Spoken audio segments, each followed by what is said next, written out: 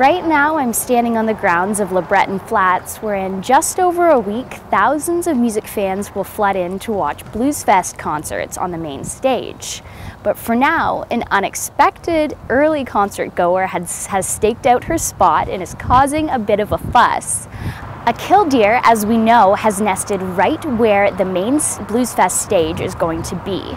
We spoke with Mark Monahan, the executive director of Bluesfest, who told us what a challenge and what excitement it's been to deal with the killdeer and her nest. We're moving the bird a meter every 20 minutes, and we're moving it a total of 30 meters. So that is approximately 600 minutes, or 10 hours, and we started at approximately 6 p.m. tonight. You know, the bird has more security than we have generally at the festival.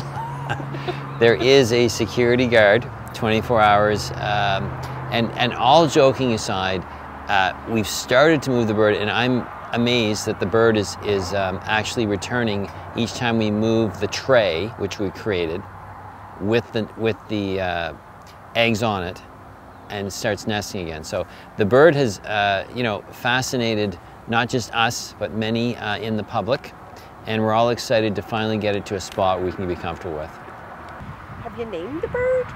Others have. We have not chosen a name yet. What are some of the names? I can't mention most of them, but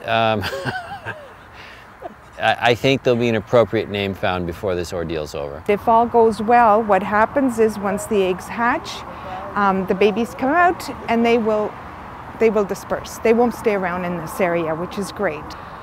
If by chance they decide that they do not want to come back to the nest after we've moved it, let's say, you know, 40 meters away, and they just say that's too far from our original plan as parents, you know, we don't like the neighborhood very much here, then I'm prepared with an incubator to actually drive them the 3.5 hours or so back to our sanctuary, where we're going to continue incubating the eggs. Once they do hatch, with wild birds, it's sometimes very, very difficult to get them to actually start feeding themselves, because these type of birds will start feeding themselves automatically. The parents don't actually feed them. They teach them to eat the natural foods that they see on the ground. So we have to mimic that. We've never done it with a killdeer bird before. You've done it with other birds? We've done it with songbirds, let's say in nests, up in a tree.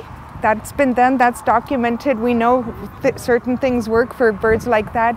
A killdeer is kind of a different story, isn't it? They're very, well, these parents appear to be very good though. They're good parents. They're not giving up just yet, so I'm optimistic.